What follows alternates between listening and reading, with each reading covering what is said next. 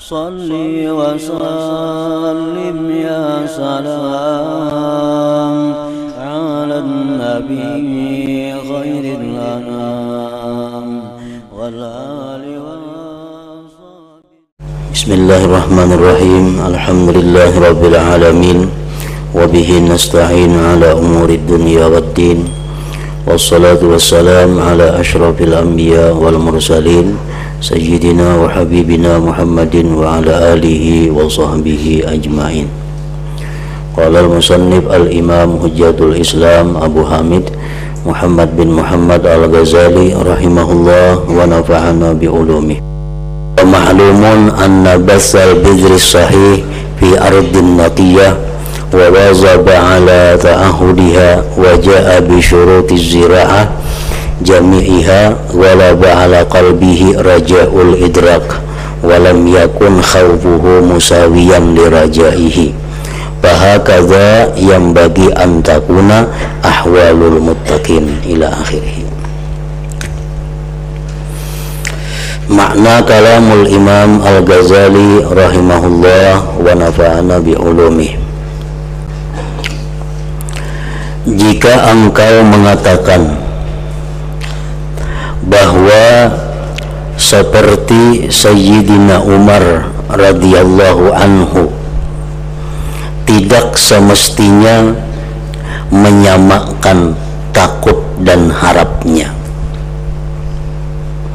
tetapi semestinya Sayyidina Umar itu menguatkan harapnya. Nah, dalam keterangan yang dahulu disebutkan bahwa Sayyidina Umar bin Khattab itu takut dan harap sidin sama, sehingga beliau mengatakan seandainya seluruh manusia dipanggil untuk masuk neraka kecuali seorang laki-laki, niscaya aku berharap laki-laki itu adalah aku. Dan seandainya seluruh manusia dipanggil untuk masuk surga kecuali seorang laki-laki yang kada ke surga, niscaya aku takut bahwa laki-laki yang kada ke surga itu adalah aku. Nah, ini menunjukkan bahwa Sayyidina Umar itu menyamakan dalam diri beliau antara takut dan harap.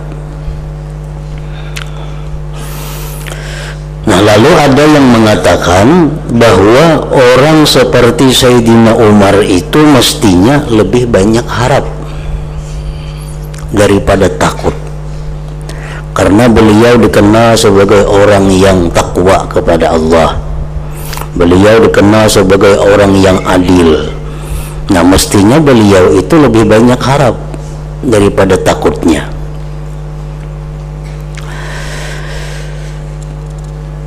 Sebagaimana terdahulu dalam permulaan Kitabur Raja, dan kekuatannya itu harap semestinya menurut kekuatan sebab-sebab. Beliau orangnya takwa, orangnya adil, orangnya jujur. Nah, sebab-sebab untuk harap itu sangat banyak. Nah, mestinya beliau itu lebih menang harapnya daripada takutnya. Kenapa beliau menyamakan dalam diri beliau takut dan harap itu?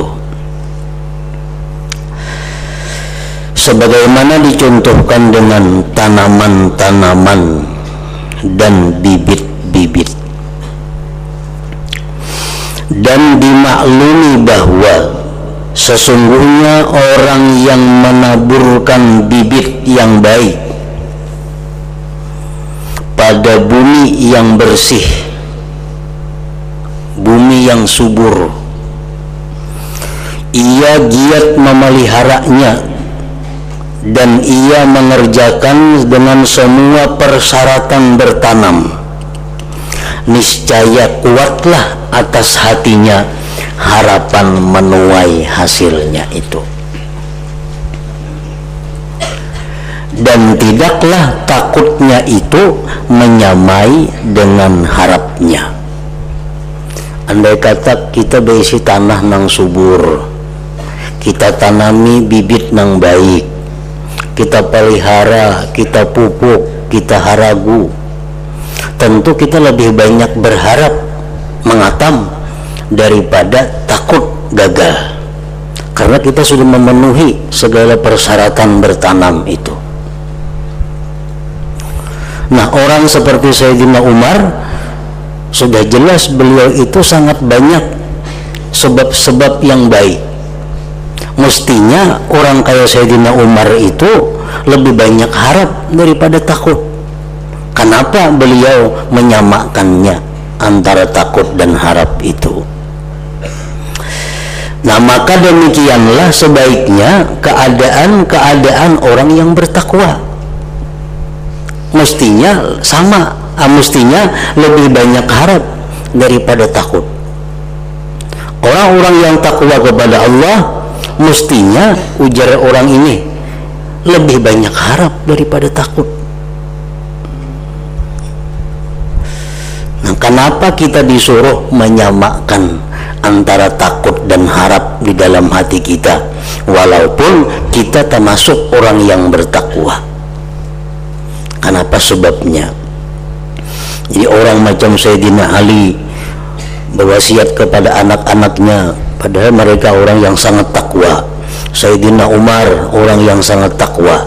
Mereka menyamakan timbangan takut dan harap. Semestinya ujar orang ini, manusia-manusia seperti itu lebih banyak harap, karena sebab-sebab harap itu banyak dalam diri mereka ketimbang takutnya.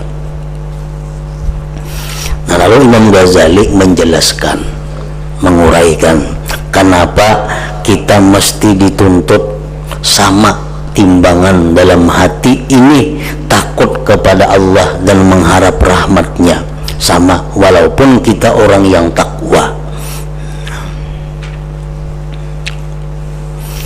Nah, jadi kalau orang yang hidupnya ini sama perbuatan buruk baiknya atau lebih banyak perbuatan kada baiknya, itu sudah jelas lebih utama takut dalam dirinya. Perbanyak takut kepada Allah.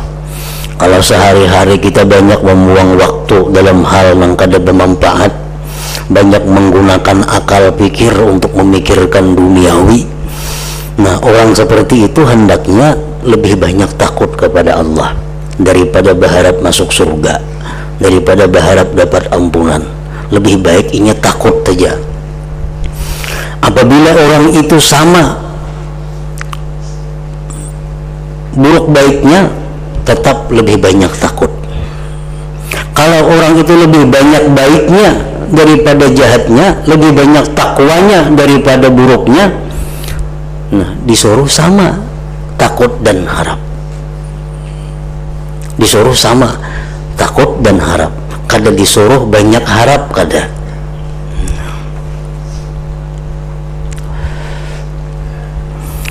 Kenapa alasannya demikian?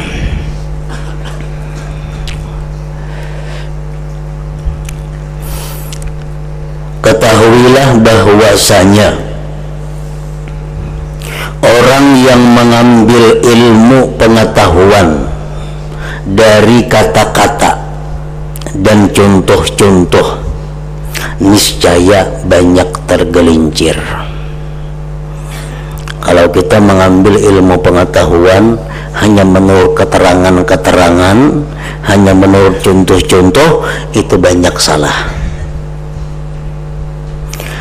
Dan yang demikian sekalipun kami telah mendatangkannya contoh, maka itu tidak dapat menyerupai apa yang sedang kami hadapi dari setiap wajah, setiap jalan. Karena sebab kuatnya harap itu adalah ilmu yang didapatkan dengan percobaan. Nah, jadi ilmu itu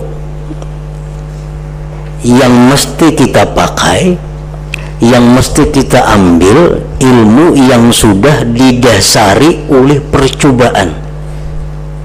Coba dulu, Nah, apa hasilnya? Nah, hanya itu ilmu kita pegang. Kalau ilmu itu hanya sekedar kita membaca di buku, hanya sekedar diterangkan oleh guru-guru, itu kita ambil itu, tapi belum kita coba, itu banyak tergelincirnya. Nah, jadi kita coba dahulu, nah itu bermanfaat. Hanya kalau diulah pedoman. Karena setiap orang itu lain-lain mempunyai pribadi, mempunyai hati.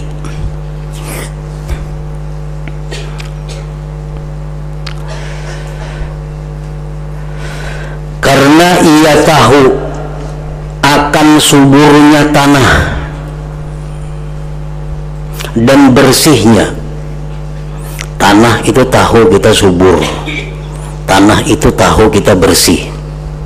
Sihatnya bibitnya kita tahu baik. Sihatnya udara, sedikitnya tidak adanya petir yang merusak pada tanah itu, dan lain-lainnya, itu adalah dengan percobaan pengalaman. Kadang-kala kita mengandalkan hanya sekadar ilmu melalui keterangan bahwa tanah itu baik, bibit ini baik, udara di situ baik. Kadang-kala kalau kita dicoba, nah kita coba berhasil, nah hanya kita kalau memastikan bahwa itu tanah baik, bibitnya baik, udaranya di situ baik. Kalau hanya sekedar keterangan, nah ini tanah di situ adalah baik, bibitnya baik, udaranya baik, tapi kita belum pernah mencoba, nah itu belum kawa diambil satu kepastian, satu kesimpulan. Dicoba. Kalau sudah kita coba, kita tanam, berhasil, nah hanya kita mengatakan, memastikan bahwa itu adalah baik. Dan bahwasanya contoh masalah kita adalah bibit yang belum dicoba yang sejenisnya. Masalahnya ini kita hanya sekedar mengenal perkataan-perkataan para guru, hanya mengenal contoh-contoh, tapi kita belum mencoba bibit yang sejenisnya. Dan ia telah menaburkan pada bumi yang asing yang belum dikenal oleh penanamnya dan belum pula dicobanya. Buminya itu belum dicoba juga lagi subur kadangnya, cuma menurut keterangan subur, tapi belum dicoba. Dan bumi itu berada di negara yang penanamnya belum tahu apakah di bumi itu ada petirnya atau tidak. Nah, maka seperti penanam ini, sekalipun ia telah mengerjakan dengan seluruh jerih payahnya dan datang dengan segala kemampuannya, maka tidaklah dapat mengalahkan harapannya itu atas takutnya. Menurut keterangan bujurai, bumi di sini baik untuk ditanami, bibit yang kita bawa ini baik. Keterangan dalam bukunya, tapi kita belum mencoba. Nah, sewaktu kita mencoba, hati kita mestinya sama antara takut gagal dan berharap panen. Jangan kita lebih banyak berharap panen karena keterangan menyatakan demikian. Kadang-kala mesti sama antara takut dan harap. Jadi harapan berhasil itu ada karena keterangannya demikian, tapi takut gagalnya pun 50% juga karena belum dicoba. Ini pertama kali memulai.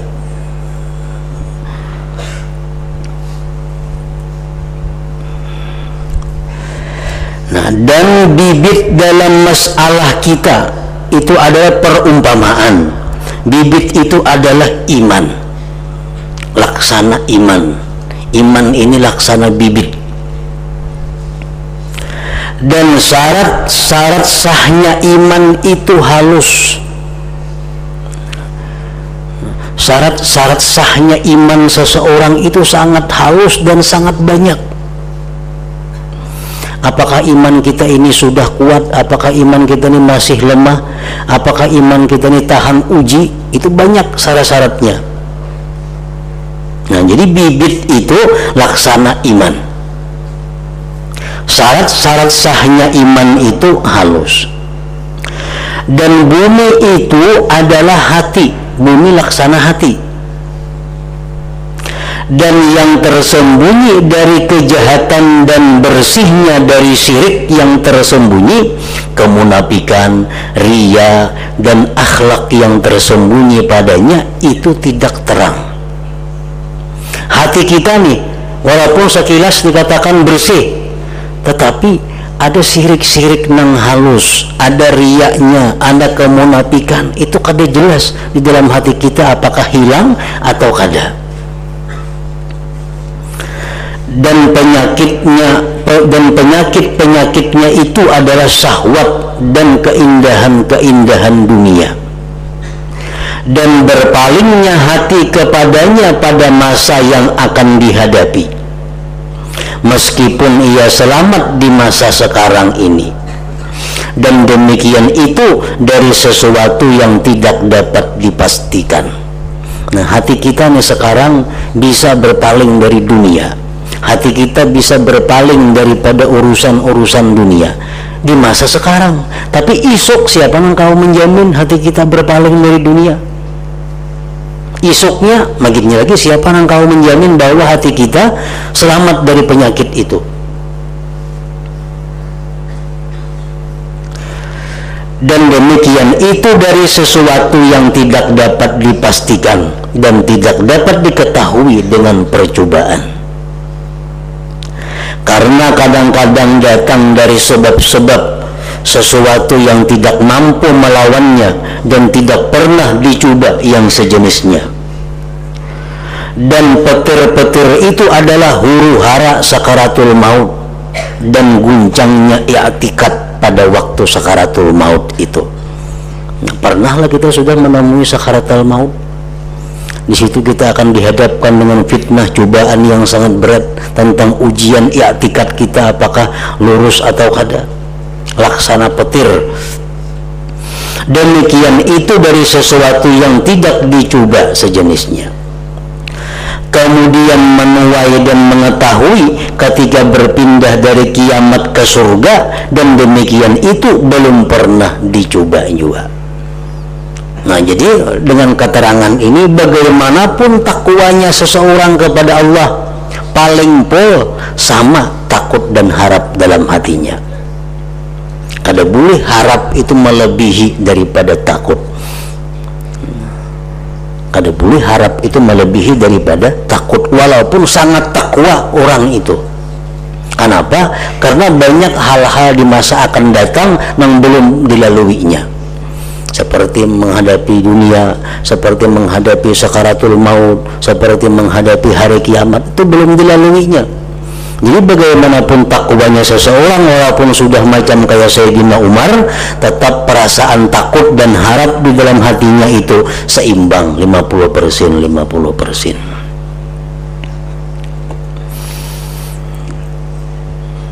Jadi perasaan dalam hati kita merasa bahwa kita ini selamat, dalam hati kita ini sudah merasa bahwa kita ini akan bebas daripada segala macam huru-hara, itu perasaan yang merupakan ketertipuan kita dengan banyaknya harap kepada Allah. Padahal orang-orang seperti kita ini mestinya lebih banyak takutnya daripada harap. Maka barang siapa yang mengetahui hakikat-hakikatnya urusan ini, maka apabila ia seorang yang lemah hati, penakut dalam dirinya, niscaya takutnya mengalahkan atas harapnya. Tidak bisa tidak. Sebagaimana akan diceritakan tentang keadaan-keadaan orang-orang yang takut dari para sahabat dan para tabi'in. Nah, sahabat-sahabat Nabi itu orang yang hidup dengan Rasulullah, orang yang berperang dengan Rasulullah, orang yang semajelis dengan Rasulullah, hidup mereka bergaul dengan Rasulullah, tetap mereka banyak takut kepada Allah.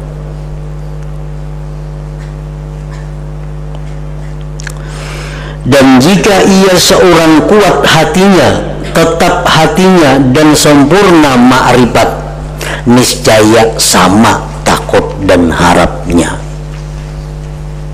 Orang tenang sudah kuat ma'rifatnya, hatinya teguh menghadapi cobaan apapun daripada dunia yang kada goyang, kemiskinan, kekayaan, kesehatan, musibah kada menggoyahkan hatinya, ingat kepada Allah. Nah, ini orang yang sudah kuat, yang sempurna, niscaya sama takut dan harapnya. Paling tinggi sama takut dan harap itu. Adapun harapnya itu dapat mengalahkan takut, maka itu tidaklah demikian. Nah, jadi kita sembahyang itu harap sedikit saja sembahyang kita ini diterima oleh Allah.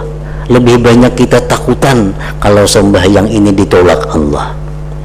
Kita membaca Al-Quran, kita puasa, sehabis itu kita banyak takutnya ini diterima Allah, kada diterima Allah, daripada kita berharap diterima Allah.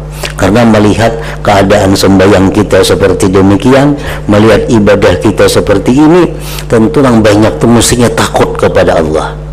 Jadi imbah sembahyang, imbah melakukan ibadah itu mestinya jangan ada kelapangan dalam hati kita, justru ada ketakutan kepada Allah. Nah, itu yang bujur.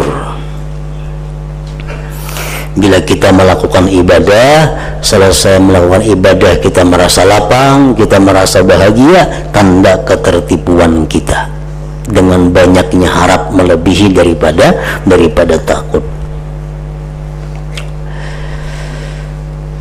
Sungguh Sayyidina Umar radhiyallahu anhu bersungguh-sungguh menyelidiki hatinya. Sayyidina Umar sangat memperhatikan hati beliau, hingga beliau bertanya kepada Hudzaifah radhiyallahu anhu, apakah ia mengetahui pada diri Umar sesuatu dari bekas-bekas kemunafikan? Karena Hudzaifah itu Rasulullah SAW telah mengistimewakannya dapat mengetahui orang-orang munafik. Hudzaifah sahabat Rasulullah itu diistimewakan oleh Nabi, mempunyai ilmu kawa mengetahui hati orang itu munafik atau kada. Nah, jadi Sayyidina Umar datang kepada Hudzaifah minta periksaakan, wahai Hudzaifah, di hatiku ini apakah ada masih sisa kemunafikan atau kada ada lagi?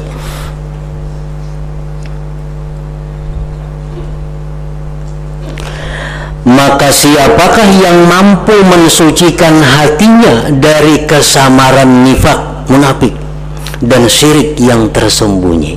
Siapa nang kau memastikan diriku ini bersih daripada munafik? Sayyidina Umar aja minta periksakan ke orang.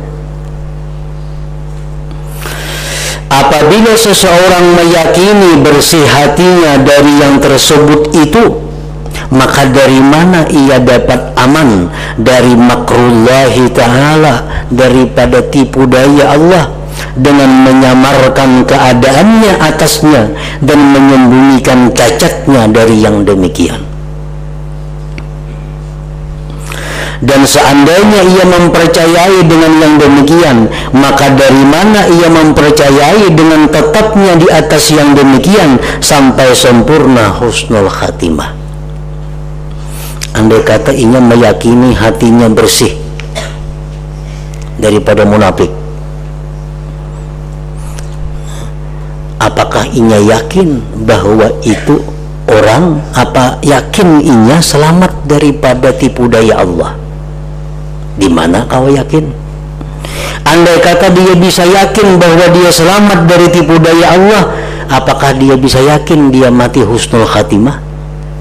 Di mana datangnya yakin kita mati husnul khatimah? Nah, jadi kadakawa kita memenangkan harap itu, kadakawa mesti paling tinggi sama antara harap dan takut kepada Allah. Rasulullah sallallahu alaihi wasallam bersabda, innar rajula la ya'malu amala ahlil jannah khamsina sanah hatta la yabqa bainahu wa bainal jannah illa shibrun, wa fi riwayat illa qadru fawaki naqah, fayasbiqu alaihi alkitab fayukhtamu lahu bi'amali ahlin nar. Sesungguhnya seorang laki-laki mengerjakan perbuatan ahli surga selama 50 tahun. 50 tahun orang ini hidupnya bergelimang dengan ibadah, siang malam beribadah aja, artinya gawean ahli surga. Hingga tidak ada antara laki-laki itu dan surga kecuali jarak sejengkal.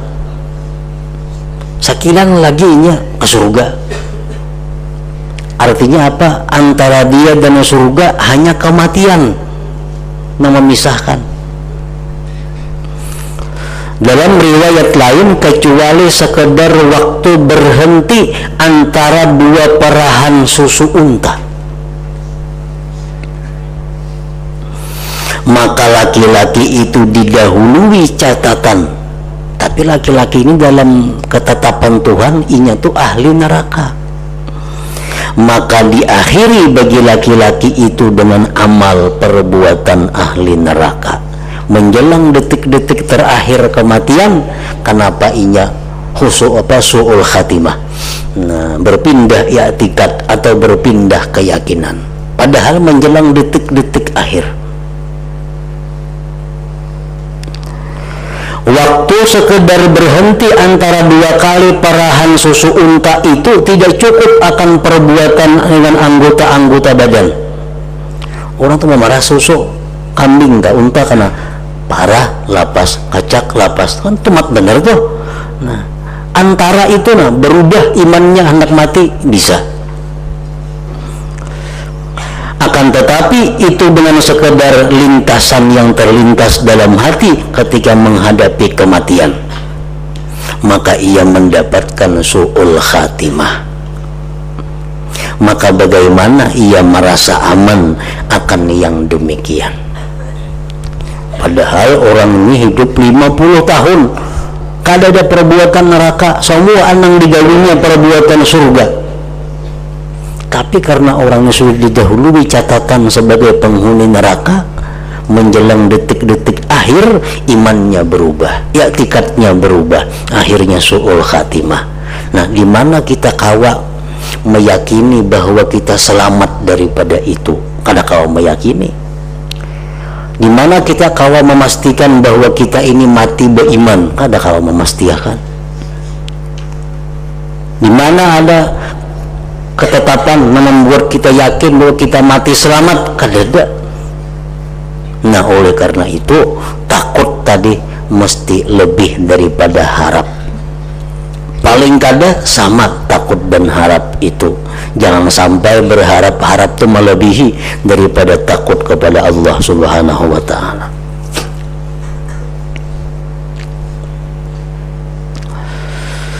Maka apabila telah jauh maksudnya seorang mukmin, maka hendaknya ia membuat sedang takut dan harapnya.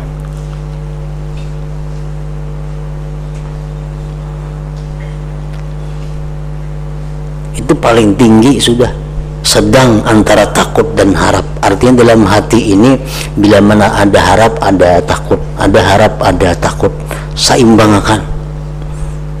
Setiap kali kita melakukan ibadah, di situ kita ada berharap, tapi jangan ditinggal takutannya itu mesti ada juga. Jangan melulu berharapnya. Adapun kuatnya harap pada kebanyakan orang itu bersandarnya pada ketertipuan dan sedikitnya makrifat. Orang yang banyak berharap lawan Allah, takutnya kurang, menunjukkan inya tertipu dan menunjukkan sedikit makrifatnya kepada Allah Subhanahu wa ta'ala.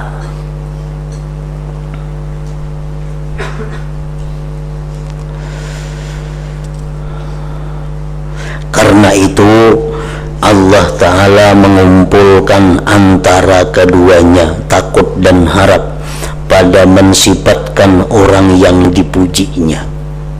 Allah menerangkan manusia-manusia yang terpuji, yang antara lain kelakuannya mereka itu adalah yad'una rabbahum khawfan wa tama'a.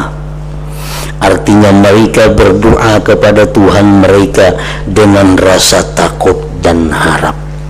Nah, berdoa kepada Allah jangan semata-mata hanya berharap dikabulkan Tuhan, tapi ada juga takutnya kepada Allah. Nah, ini kebanyakan kita begitu berdoa hanya berharap kabul, hanya berharap doa kita diterima Allah, padahal mestinya ada juga perasaan takut kepada Allah. Takut kalau aku minta ini salah, kalau aku minta ini kurang adab kepada Allah, takut kalau doa ini membawa kada baik lawan aku kainanya. Mestinya ada keseimbangan. Begitu kita berdoa kepada Allah, berharap kabul boleh, tapi takut kepada Allah itu mesti ada juga. Allah memuji orang yang mengumpulkan antara takut dan harap. Mereka berdoa kepada Tuhan mereka dengan rasa takut dan harap.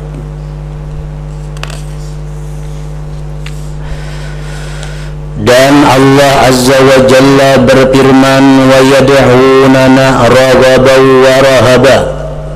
Artinya, dan mereka berdoa kepada kami. Doa itu adalah salah satu ibadah. Contoh, artinya ibadah apapun selain doa. Dan mereka berdoa kepada kami dengan harap dan takut. Nah, jadi selain berdoa kah itu juga sembahyang kah? Pasti ada dalam hati itu antara takut dan harap.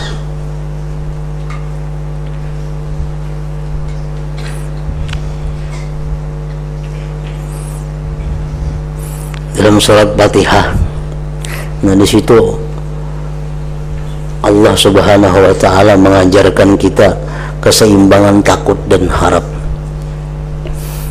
Makanya Bismillahirrahmanirrahim, dengan nama Allah yang Maha Pengasih lagi Maha Penyayang. Bila mana kita ingat Allah itu pengasih penyayang, otomatis kita tuh ada harapan disayangi Allah, dikasihi Allah, diampuni Allah, diterima Allah, diberi rezeki oleh Allah. Bila kita baca ngarang-ngarang Tuhan yang sifatnya Rahman Rahim tuh, Bismillahirrahmanirrahim. Nah, kemudian disambung dengan Alhamdulillahirabbil alamin. Segala puji bagi Allah, Tuhan semesta alam. Rabb itu artinya Tuhan yang memelihara semesta alam ini. Nah, bila kita memandang bahwa Allah itu adalah merupakan Tuhan semesta alam, berarti ini Tuhan maha besar, berarti ini Tuhan maha agung. Itu akan menimbulkan takut dalam hati kita. Jadi ucapan Alhamdulillahirabbil alamin itu adalah menumbuhkan takut, karena kita berhadapan dengan Tuhan semesta alam, Tuhan pemelihara, penguasa alam semesta yang sangat besar ini. Nah, itu menumbuhkan takut kepada Allah. Nah, kenapa itu? Supaya jangan terlalu berharap. Karena kalau kita ingat Ar-Rahmanir-Rahim terus, nah itu kita berharap terus dengan Tuhan, supaya ada takutnya diselangi dengan Alhamdulillahirabbil alamin. Nah, supaya ada kita takut. Nah, indah itu Ar-Rahmanir-Rahim. Ar-Rahmanir-Rahim pulang kalau itu Fatihah itu. Nah, begitu kita baca Ar-Rahmanir-Rahim, menumbuhkan harap pulang. Kenapa? Supaya jangan ketakutan lawan Tuhan. Karena membayangkan Tuhan itu semesta alam, berarti Tuhan itu maha besar, maha agung, maha ini, maha gagah perkasa. Itu terlalu takut kita kepada Allah. Ayat berikutnya Ar-Rahmanir-Rahim. Tapi Tuhan yang semesta alam itu pengasih, orangnya penyayang. Jadi kada perlu takutan benar, karena orangnya bujur penguasa, bujur gagah perkasa, tapi Rahman Rahim, penyayang. Nah, di situ hati kita ada pulang berharap. Nah, tungtung Ar-Rahmanir Rahim disambung Tuhan pulang Maliki Yaumiddin, raja pada hari kiamat. Nah, di hari kiamat kaina Allah rajanya. Nah, itu menumbuhkan apa? Bila raja itu menumbuhkan takut. Nah, jadi surat Fatihah itu mengajarkan kita keseimbangan antara takut, harap-harap, takut. Jangan sampai satu yang lain mengalahkannya. Terlalu banyak takut, tersalah. Terlalu banyak harap, tersalah juga. Bagi orang-orang yang sudah takwa kepada Allah. Nah, kalau orang-orang yang banyak maksiat, orang banyak melanggar hukum Allah, itu hendaknya perbanyak takut. Nah, supaya kembali ke jalan yang benar. Dan manakah yang seperti Sayyidina Umar radhiyallahu anhu? Kalau Sayyidina Umar, beliau sama takut dan harapnya. Lalu mana ada orang seperti Sayyidina Umar? Adalah wahini orang macam Sayyidina Umar ketakwaannya kepada Allah. Sayyidina Umar aja sama takut dan harap. Setiap kali beliau beribadah, beliau ada takut, ada harap. Nah, manusia semua yang ada di masa sekarang ini, yang lebih patut bagi mereka adalah kuatnya takut. Nah, kuatnya takut. Manusia semua yang ada di masa sekarang ini, yang lebih patut bagi mereka adalah kuatnya takut. Perbanyak takut. Jadi habis sembahyang 75% kita takutan sembahyang kita ini ditolak Allah. Selawe persen aja berharap sembahyang itu diterima.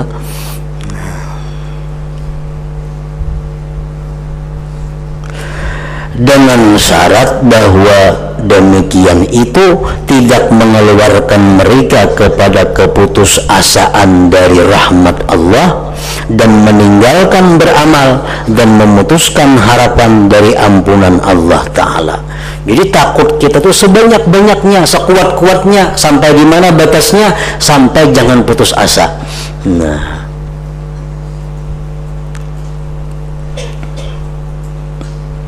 ada orang yang putus asa.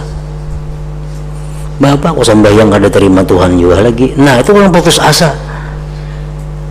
Jangan sampai takut kita kepada Allah membawa kepada putus asa macam itu, meninggalkan beramal dan memutuskan harapan dari ampunan Allah Ta'ala. Maka yang demikian itu putus asa menjadi sebab merasa malas beramal dan membawa kepada terjerumus dalam kemaksiatan.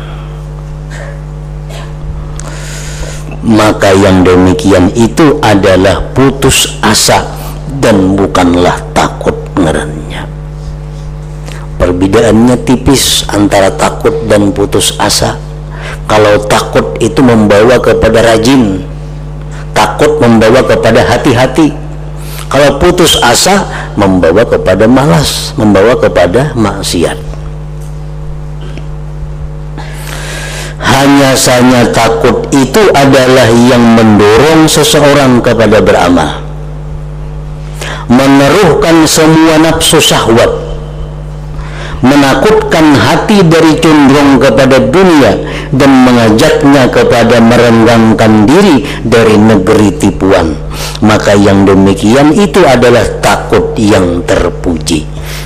Takut yang terpuji, takut yang membawa kita rajin ibadah, takut yang membawa kita kepada lebih hati-hati beramal, takut yang baik, takut yang membawa kita kepada menambah khusyuk sembahyang, itu takut yang terpuji. Bukan hadisun nafsi, bukan hanya geritik hati yang tidak membekas. Takutan lawan neraka, begidik awak nara api neraka, tapi maksiat tetap aja. Lagi kisahkan neraka menangis, itu maksiat pulang tuh kada bujur ngarannya hadisun nafsi. Ada orang yang punya perasaan lemah, begitu mendengar kisah neraka berubuyan banyu mata, mendengar kisah kubur berubuyan banyu mata, dia bulik iya pulang berbuat maksiat pulang. Nah, ini kada memberi bekas, itu bukan takut ngarannya, tapi hadisun nafsi.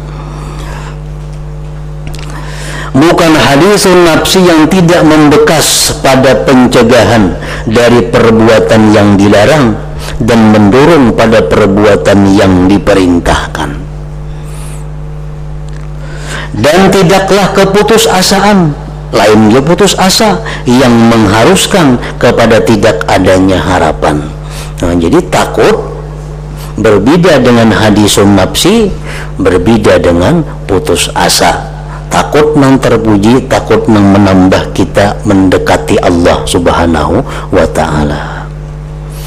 Nah, kemudian Yahya bin Mu'adz radhiyallahu anhu berkata,